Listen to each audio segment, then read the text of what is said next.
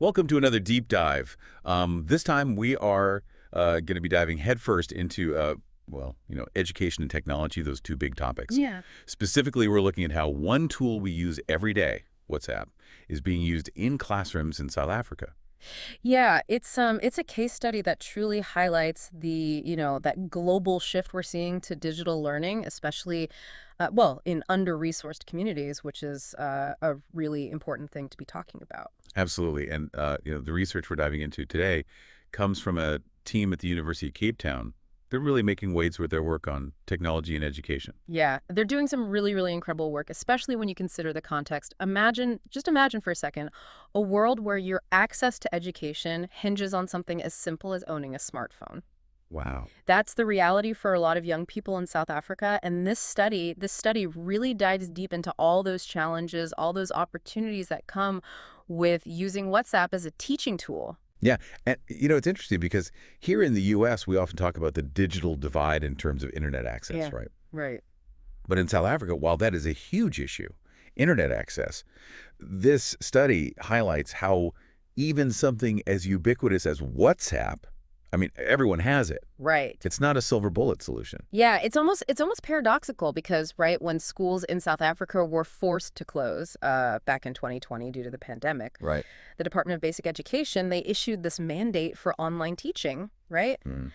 And WhatsApp, with its wide availability, even in areas with limited internet access, it seemed, I mean, at the time, like the perfect solution. It makes sense on the surface, right? I mean, Right. you think, okay, well, almost everyone has WhatsApp. But as with most things, the reality is much more complicated, right? Absolutely. The researchers found that many students, especially in these under-resourced communities, they face a ton of hurdles when it comes to digital learning. Yeah, exactly. And for many students, simply owning a smartphone that's capable of running WhatsApp reliably is a challenge in and of itself, let alone affording the data costs that are associated with online learning. Right. It's not. And even if a student does have access to a device and data, Mhm. there are safety concerns that we might not even think about.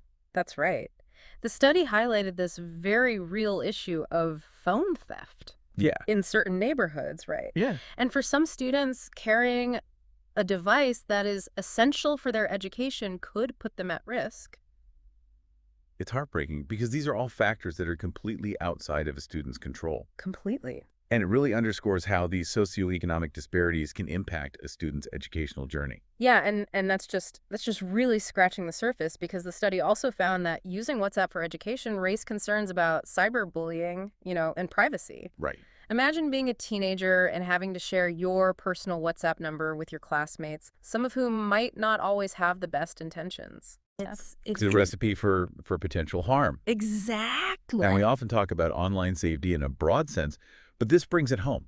Absolutely. This brings it home in a very real way. For sure. And if you think those challenges are daunting, Yeah. wait till you hear what teachers are up against. Yeah. Oh, yeah.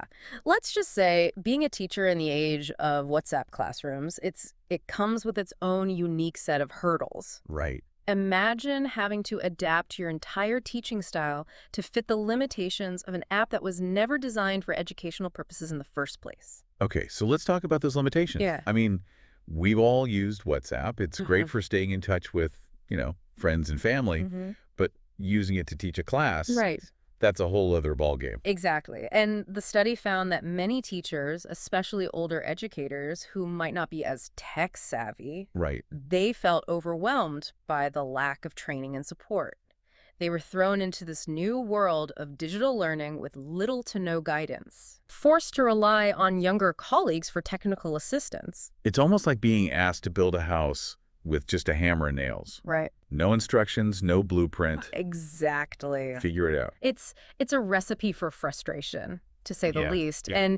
And it's not even just the tech skills, it's the blurring of those boundaries between professional life and personal life. Right. When teachers are using their personal WhatsApp accounts to communicate with their students, it becomes really hard to switch off. Yeah. Imagine receiving work-related messages late into the night, Right. or feeling this pressure to respond to a student inquiry, at all hours. Oh, it's constant. It's a constant pressure. It makes you wonder, like, what were the app developers thinking? Right. Surely they must have considered these challenges when they saw that schools were starting to use this, like, en masse for education. You would think so, right? But the The sad reality is that WhatsApp as it stands today is ill-equipped to handle the demands of a classroom setting. The study highlighted this lack of a dedicated teaching mode, Right. which makes it really difficult for educators to deliver engaging presentations or share educational materials effectively. And don't even get me started on the file size limits. Oh, tell me about it. We've all been there, right? Trying to send that one video or presentation only to be met with that dreaded file size too large message. Every time. Now imagine dealing with that every time you try to share a lesson plan Right. or an educational video with your students. Yeah, it's like trying to fit a square peg into a round hole, you know? Yeah. Right. WhatsApp, it wasn't designed for this. Right. And it shows. Think about trying to share a high-quality educational video only to find out that it needs to be chopped up into these tiny little pieces to meet WhatsApp's limits. Oh, man. It's not exactly conducive to a seamless learning experience. You're preaching to the choir. Right. I can't even imagine trying to teach a coherent lesson that way. It feels like, and correct me if I'm wrong, but it feels like we've been talking about a whole lot of hurdles here. Yeah. Is there a light at the end of the tunnel? Or is this a case of it's complicated? Well, the study doesn't paint a rosy picture, Right. but it does offer some food for thought. It's like Yeah. this. Even when there's a genuine desire to embrace technology, like this push we're seeing for digital learning in South Africa, Right. the infrastructure often isn't there to support it. Right. Because it's not just about the devices or the apps themselves. It's about that entire ecosystem. Precisely. The researchers found that many schools in South Africa face significant challenges when it comes to just the basics. Yeah. Reliable internet connectivity, having the power on, consistent electricity supply. Wow. Even issues with vandalism affecting their Wi-Fi access. It's almost like taking a step forward with this really great, initiative, only to be pulled 2 steps back by these really fundamental issues. It's beyond frustrating. Yeah. It is. And for many teachers and students, this lack of reliable school-provided internet access means they have to dip into their own pockets Right. to cover the data costs. Right. Imagine the added financial burden on families that are already struggling to make ends meet. It's like this digital divide within a digital divide. Exactly. And then to add insult to injury, the researchers found that some schools still have policies restricting cell phone use during school hours. It's the irony is not lost. Talk about mixed messages. You're encouraging teachers to embrace WhatsApp for learning, but then you're turning around and confiscating phones from students who are using them. Right. It highlights this real disconnect between, this vision of tech integration and then the reality on the ground. Right. You can't just throw technology at a problem without addressing those underlying systemic issues. It makes you wonder, what happens to those students who have their phones confiscated? Do they just fall further behind? It's a valid concern. And one that the study unfortunately doesn't address directly. But it does raise this important question about the unintended consequences of these policies. Absolutely. It's something to consider for sure. But, on a positive note, the study isn't meant to discourage the use of technology in education. Right. Instead, it aims to illuminate these very real challenges so that we can find viable solutions. Okay, so we've delved into the what, Right. the challenges, the hurdles, the systemic issues. But what about the so what? What are the real-world implications of all of this? Why should our listener, someone who might not be in South Africa or even in the education field, care about this? That's the million-dollar question, isn't it? Right. And it's one that we should all be asking ourselves, because this case study, while specific to South Africa and WhatsApp, it speaks to a much larger global issue. Right. Equity in education. Because at its core, education is about opportunity. And when access to that opportunity is hindered by something as basic as having the right technology, it creates this ripple effect that impacts not just individuals, but society as a whole. Exactly. When some students are consistently disadvantaged because they lack access to the tools, they lack access to the resources they need to succeed, Right. it widens the achievement gap. Yeah. And it perpetuates these cycles of inequality. And it makes it that much harder to, that feeling when you're constantly playing catch up. Right. It's like running a race with a weighted vest on. Exactly. You might still finish, but it takes so much more effort. And let's not forget about the teachers. I mean, they are on the front lines of this digital revolution. Right. And we can't expect them to magically solve these systemic issues. When they're bogged down with administrative tasks, they're struggling with technology, they're feeling completely unsupported, Right. it impacts their ability to teach effectively. Right. It's like setting them up to fail, which Mm. ultimately hurts the students they're trying to help. Right. It's like you said, it's an ecosystem. It's complex. It is. And we're seeing there are no easy answers. Yeah. But the researchers do offer some potential solutions, right? Right. Or is it more about just raising awareness and starting a dialogue? It's a combination of both, really. The researchers, they acknowledge that there are no quick fixes, Right. but they do highlight several key areas where progress can be made. For starters, there's a clear need for greater investment Okay. from the government Right. in providing adequate resources Right. and infrastructure to schools. So not just mandating online learning, but actually giving schools the tools Precisely. to make it happen. It's about ensuring that schools have reliable internet, consistent electricity, and access to devices for those students who need them. Think back to what we were saying about the digital divide. Right. Access to this technology, it shouldn't be a luxury. Right. It's essential for participation in today's world. Absolutely. And that brings us to another important stakeholder, Okay. tech companies themselves. Okay, so what role do tech giants like WhatsApp have to play in all of this? A significant one, I would argue. Right. They have a responsibility to consider the needs of diverse users, Right. including educators and students in under-resourced communities. Yeah. Think about it. What if WhatsApp were to develop features specifically for education? Like a dedicated teaching mode, maybe? Exactly. Something that addresses those limitations that we talked about earlier? Exactly. Or imagine if they partnered with organizations to provide subsidized data plans, Wow. specifically for educational purposes. Interesting. It's about finding creative solutions that benefit everyone. Those are some interesting ideas, and it would be fascinating to see how these tech companies might rise to the challenge. But we can't forget about the teachers in all of this, Absolutely not. the human element. The study emphasizes this. The importance of providing ongoing training and support. Right. That's tailored to the specific needs of these educators, especially those who might not be digital natives. Right. We can't just hand them a smartphone and expect them to become tech experts overnight. Right. Professional development is key. It needs to be relevant, ongoing, and tailored to the challenges that these teachers are facing in those classrooms. And culturally relevant, too. Right. The study highlighted how some teachers felt the technology they were being given didn't always align with their own teaching styles Right. or the cultural context of their students. It's a good reminder that technology is just a tool.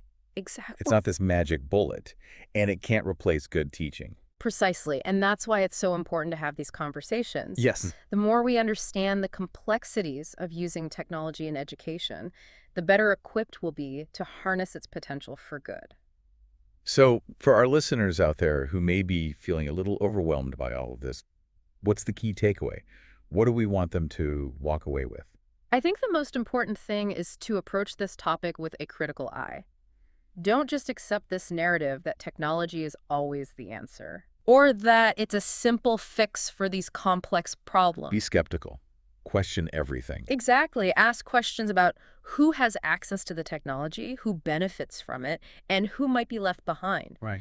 Think about the unintended consequences of policies, even those that are well-intentioned. Right. And most importantly, listen to the voices of the teachers. Yes. Listen to the voices of the students who are on the ground. Because they're the ones living this reality. Precisely. Their experiences, their insights, they're invaluable as we navigate this ever-evolving landscape of technology and education.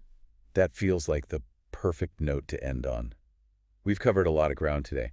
From the challenges of unequal access to the potential of technology to empower learners. Right. It's a complex issue with no easy answers, but hopefully this deep dive has given you some food for thought. Absolutely. What can you do in your corner of the world to make sure everyone has a chance to benefit from the incredible power of technology? Until next time, keep asking those questions, keep learning, and keep diving deep. It's a combination of both, really. I mean, the researchers, they acknowledge that there aren't any quick fixes here, Right. but they highlight some, several key areas where progress can be made. For starters, there's this really clear need for greater investment Okay. from the government, obviously, Right. in providing adequate resources Right. and infrastructure to the Right. schools. So not just mandating online learning, but like actually giving these schools the tools they need Precisely. to be able to do it. It's about making sure that these schools, they have reliable internet, consistent electricity, and access to devices for those students that need them.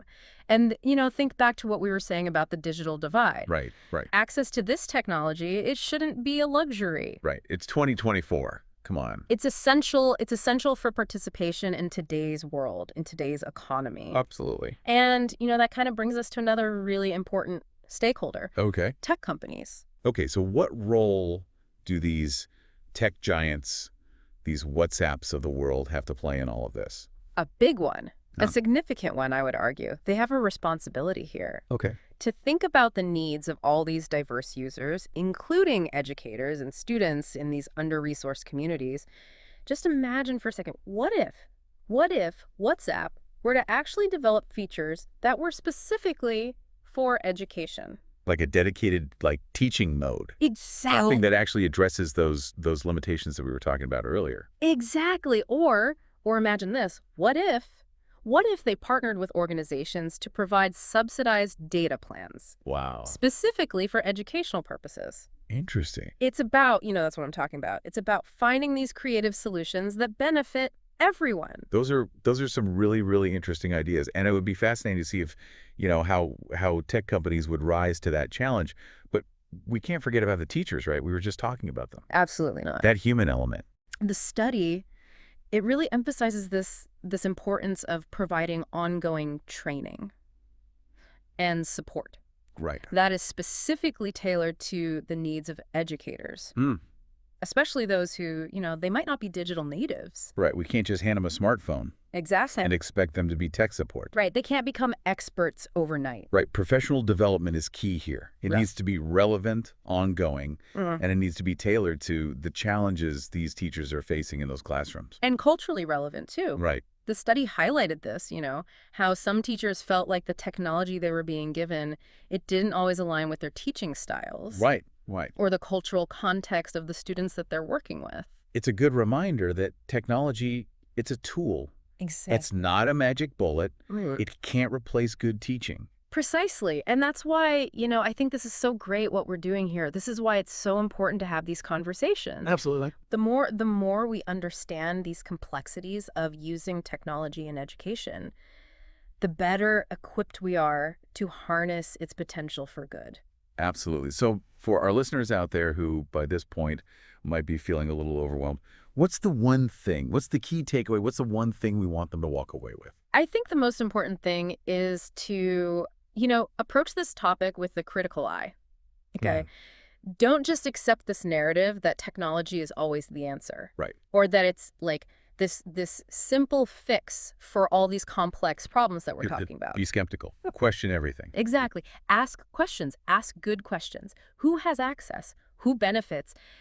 And who might be left behind? Right. Think about the unintended consequences Right. of these policies, even the ones that are, coming from a good place. Absolutely. And I think most importantly, listen to those voices. Listen to the voices of the teachers. Listen to the voices of the students. Yeah. They're the ones on the ground. They're living it. They're living this reality. Precisely. Their experiences, their insights, these are so valuable as we, all of us, as we navigate this ever-evolving landscape of technology and education.